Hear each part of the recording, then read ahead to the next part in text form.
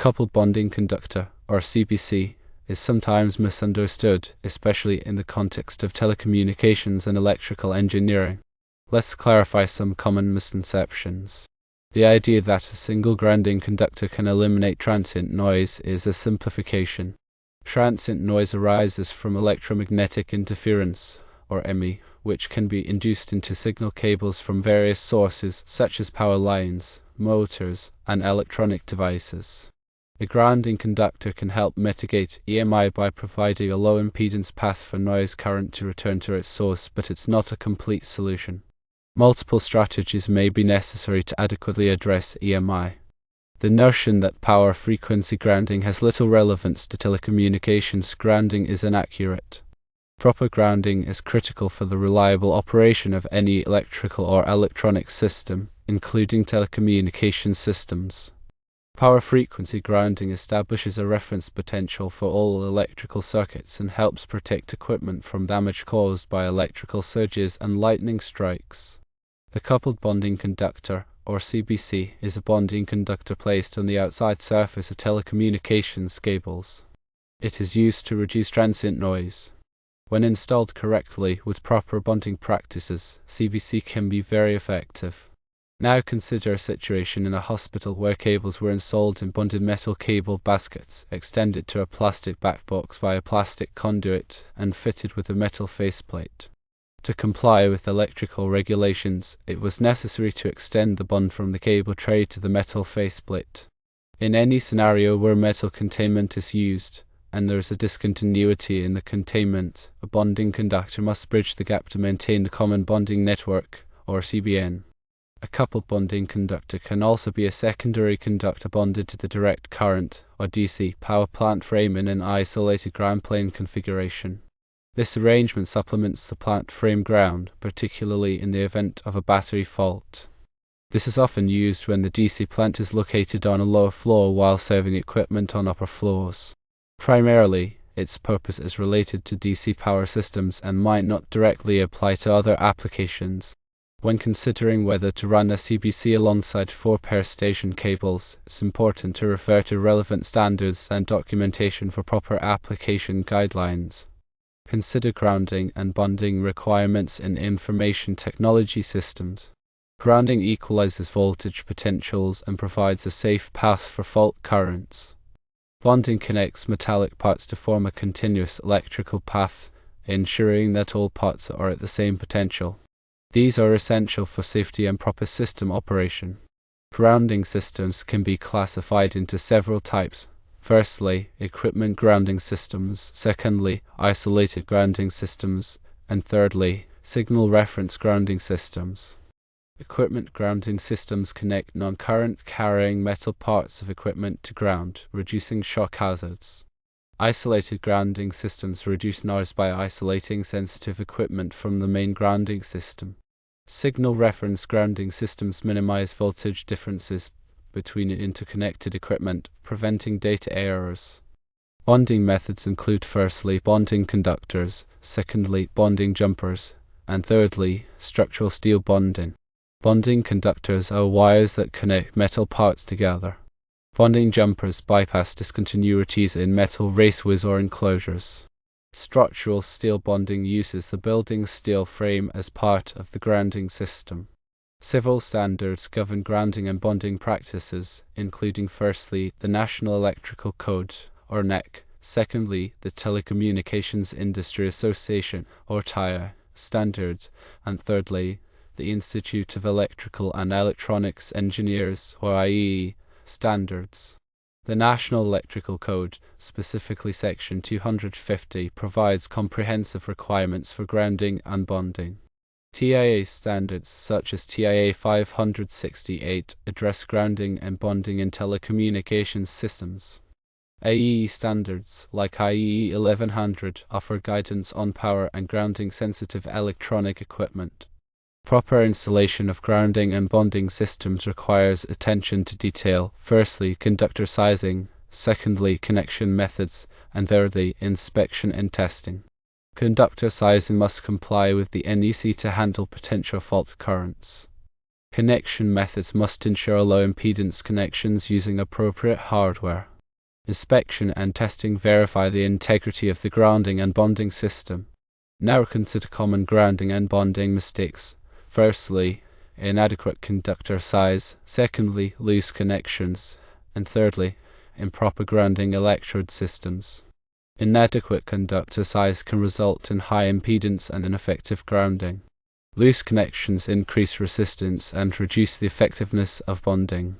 Improper grounding electrode systems fail to provide a low impedance path to ground.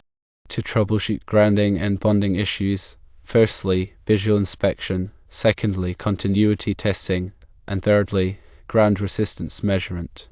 Visual inspection identifies obvious problems such as loose connections or damaged conductors. Continuity testing verifies the integrity of bonding connections. Ground resistance measurement assesses the effectiveness of the grounding electrode system. Now let's talk about surge protection devices. Surge protection devices, or SPDs, protect sensitive equipment from voltage spikes caused by lightning or power surges. SPD diverts surge current to ground, preventing damage to connected equipment. There are several types of SPD. Firstly, whole-house surge protectors. Secondly, point-of-view surge protectors. And thirdly, data line surge protectors. Whole-house surge protectors are installed at the main electrical panel to protect the entire building. Point-of-view surge protectors protect individual devices at the point of connection. Data line surge protectors protect telecommunications and data lines. The selection and installation of SPD require careful consideration. Firstly, voltage rating. Secondly, surge current capacity. And thirdly, proper grounding. Voltage rating must match the system voltage. Surge current capacity must be adequate for the expected surge levels. Proper grounding ensures that surge current is effectively diverted to ground. Now let's move on to electrostatic discharge, or ESD. Electrostatic discharge, or ESD, is a sudden flow of electricity between two electrically charged objects caused by contact, an electrical short, or dielectric breakdown. ESD can damage sensitive electronic components, leading to equipment failure. ESD control measures include firstly grounding, secondly humidity control, and thirdly personal protective equipment, or PPE. Grounding provides a path for static charges to dissipate safely. Humidity control reduces the buildup of static charges. Personal protective equipment, such as anti-static wrist straps and clothing, prevent static charges from accumulating on personnel. Now let's think about electrical noise mitigation. Electrical noise can disrupt the operation of electronic equipment, causing data errors or system malfunctions. Common sources of electrical noise include firstly, electromagnetic interference, or EMI, secondly, radio frequency interference, or RFI, and thirdly, ground loops. Electromagnetic interference is caused by electromagnetic fields from nearby equipment. Radio frequency interference is caused by radio transmitters and other sources of radio waves. Ground loops occur when there are multiple ground paths, creating circulating currents. Noise mitigation techniques include firstly shielding, secondly filtering, and thirdly isolation. Shielding uses conductive materials to block electromagnetic and radio frequency interference. Filtering uses electronic components to remove unwanted frequencies from the signal.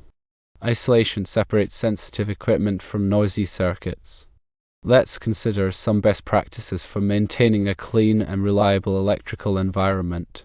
Regular inspections are an important point, performing routine checks of grounding and bonding connections.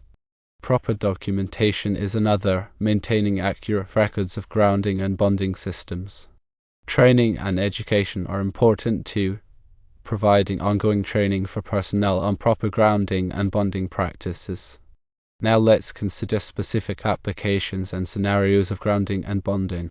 In telecommunications, grounding and bonding ensure the reliable operation of communication systems and protect equipment from lightning strikes and power surges.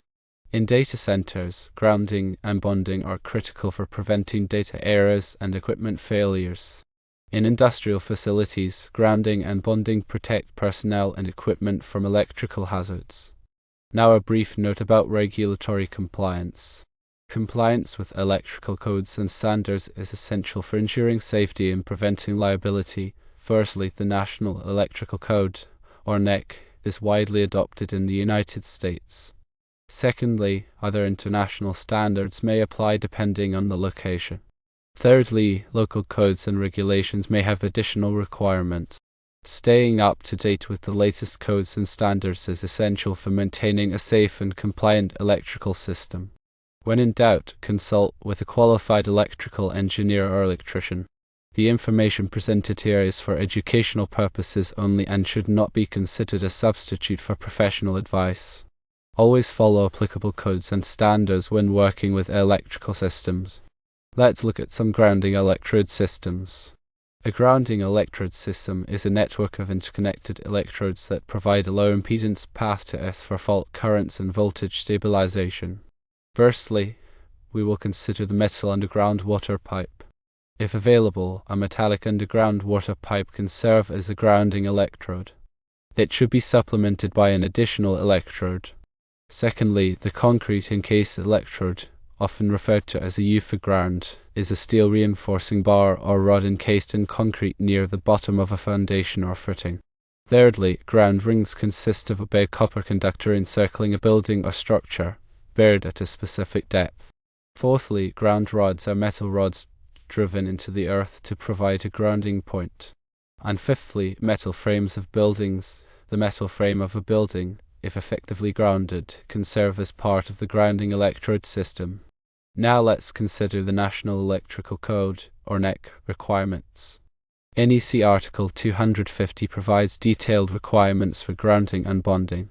Section 250.50 outlines the requirements for grounding electrode systems. Section 250.52 specifies the types of electrodes that can be used.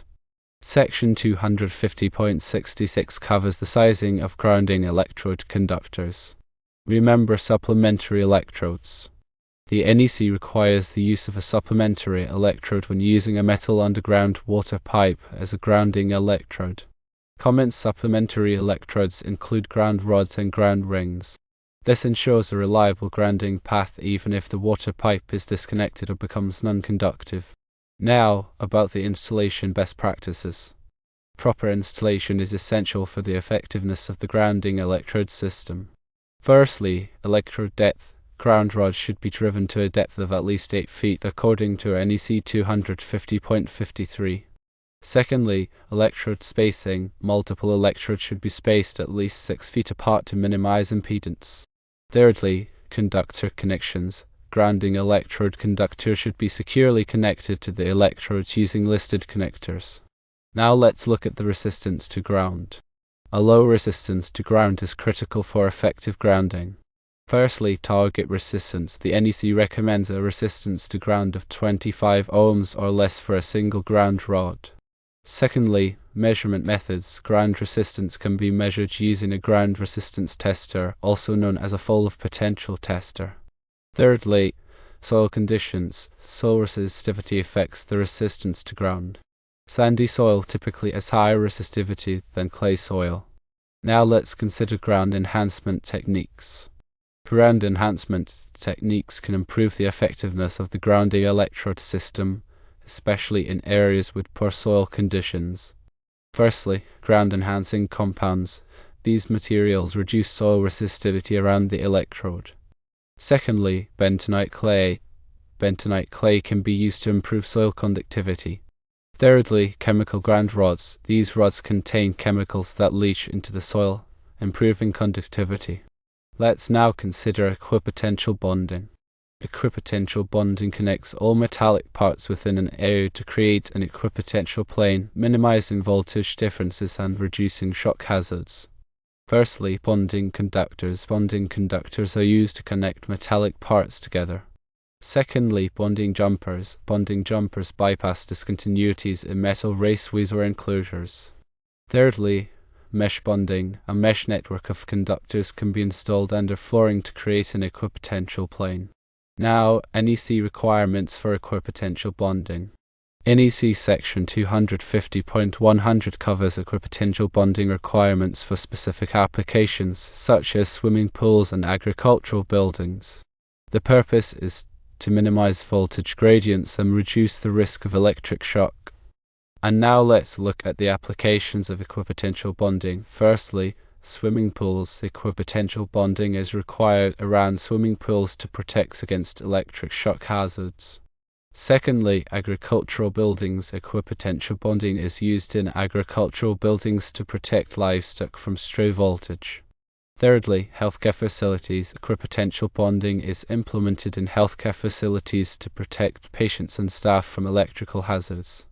Now the benefits of equipotential bonding.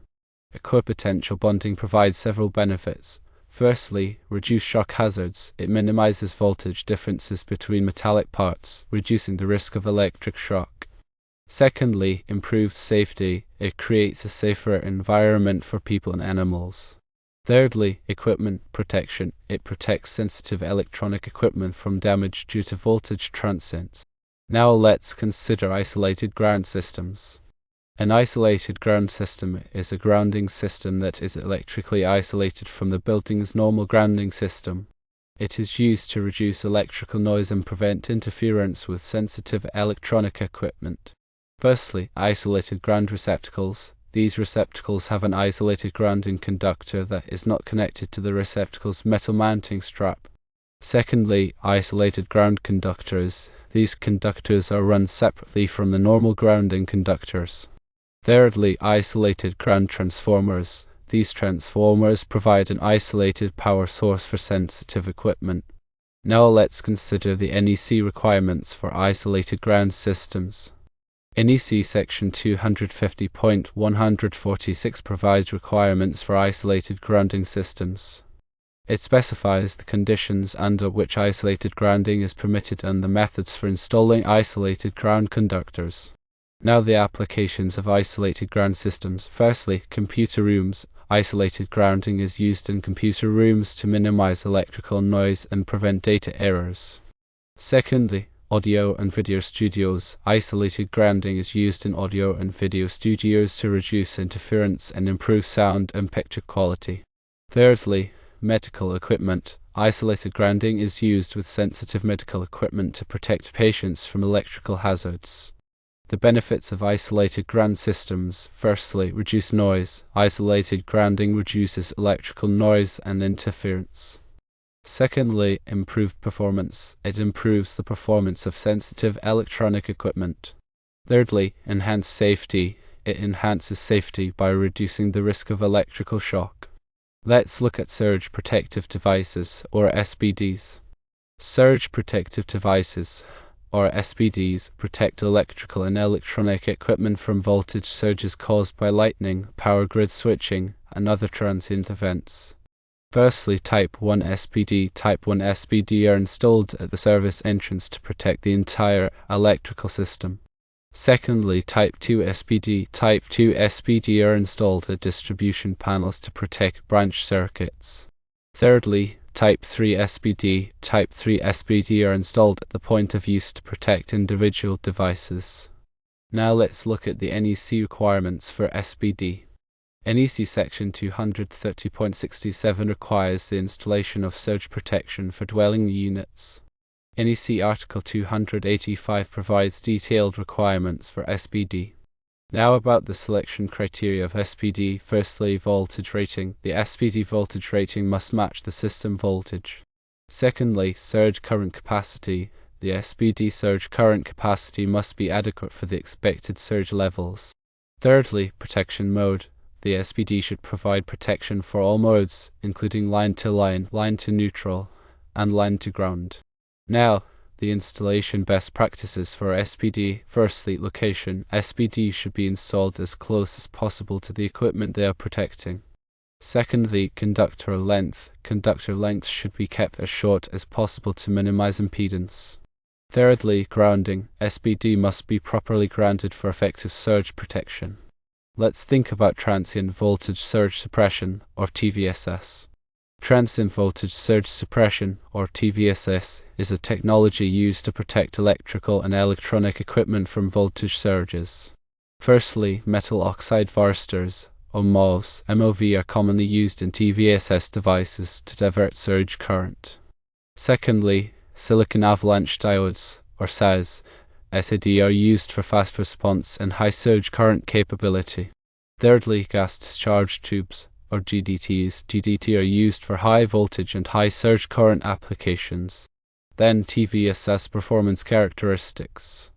Clamping voltage is the voltage level at which the TVSS device begins to divert surge current. Response time is the time it takes for the TVSS device to respond to a surge. Surge current capacity is the maximum surge current that the TVSS device can handle. Now let's consider lightning protection systems. Lightning protection systems protect buildings and structures from lightning strikes. Firstly, air terminals or lightning rods are installed on the roof to intercept lightning strikes. Secondly, down conductors carry the lightning current to ground. Thirdly, grounding electrodes provide a low impedance path to ground. Now let's look at the standards for lightning protection systems, including the NFPA 780 standard for the installation of lightning protection systems and the UL 96 standard for lightning protection components. Now about the design considerations for a lightning protection system. Firstly, strike termination zone. The strike termination zone is the area around a building or structure that is likely to be struck by lightning. Secondly, cone of protection. The cone of protection is the area protected by an air terminal. Thirdly, grounding network. The grounding network should provide a low impedance path to ground for lightning current. Now let's look at the maintenance of lightning protection systems. Periodic inspection should be conducted to ensure that the system is in good condition. Testing of grounding connections should be performed to verify their integrity. Repairs should be made promptly to address any damage or deterioration. Let's consider electromagnetic compatibility, or EMC.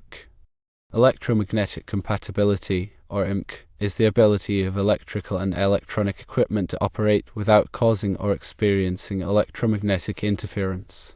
Firstly, electromagnetic interference, or EMI, is unwanted electromagnetic energy that can disrupt the operation of electronic equipment. Secondly, radio frequency interference, or RFI, is a type of EMI that occurs at radio frequencies. Thirdly, conducted emissions, or EMI, that is transmitted through power cords and other conductors.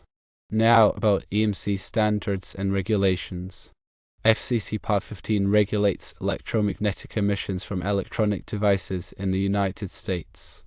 CISPR standards are international standards for electromagnetic compatibility.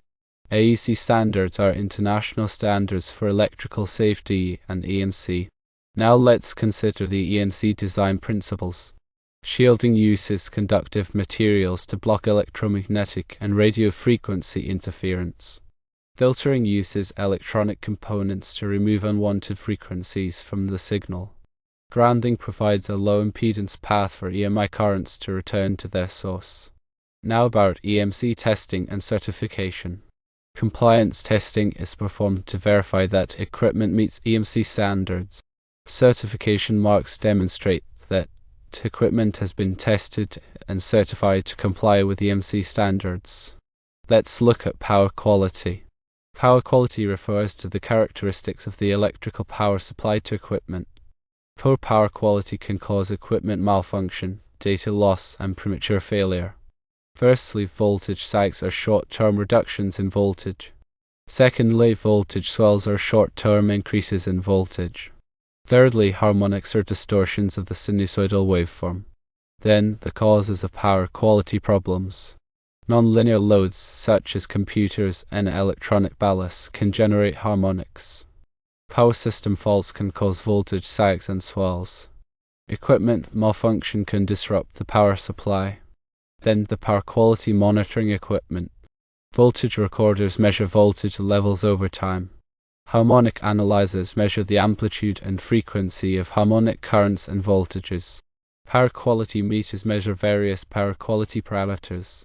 Then the power quality improvement techniques. Firstly, surge suppression. Surge suppression protects equipment from voltage spikes. Secondly, voltage regulation. Voltage regulation maintains a stable voltage level. Thirdly, harmonic filtering. Harmonic filtering reduces harmonic distortion. And lastly, let's consider grounding and bonding audits. Grounding and bonding audits assess the effectiveness of the grounding and bonding system. Firstly, visual inspection. A visual inspection identifies obvious problems such as loose connections or damaged conductors. Secondly, continuity testing. Continuity testing verifies the integrity of bonding connections. Thirdly, ground resistance measurement. Ground resistance measurement assesses the effectiveness of the grounding electrode system. Then the audit procedures. Review of documentation. Review of documentation includes the review of electrical drawings and specifications. Field measurements involve taking measurements of grounding and bonding connections. Report preparation involves preparing a report documenting the findings of the audit. Finally, corrective actions address any deficiencies identified during the audit to improve the grounding and bonding system.